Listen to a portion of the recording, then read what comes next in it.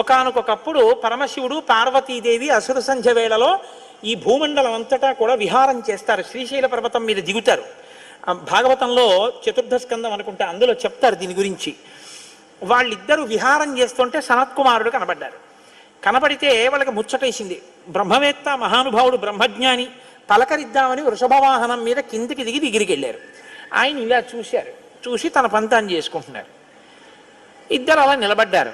ఆయన ఏం పలకరించలేదు. పలకరించకపోతే పరమశివుడు అన్నాడు, ఏమయ్యా లోపల సంతోషించాడు, ఇది బ్రహ్మవేత్త అంటే.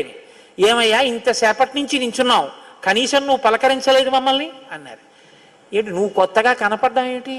నాకు లోకమంతా నువ్వు తప్ప ఇంకోటి కనపడితేగా, నువ్వే కనపడుతున్నది. బ్రహ్మవేత్తకి ఏం కనపడుతుందండి? విశ్వం కనపడదు, విశ్వనాథుడు కనపడతాడు. లోకం కనపడదు, లోకేశ్వరుడు కనపడతాడు. కాబట్టి నాకు కనపడుతున్నదే నువ్వు, ఇవాళ కొత్తగా కనపడ్డావు ఏమిటి? నాకు ఎప్పుడు నువ్వేగా కనపడదు, కొత్తదనం ఏముంది? అది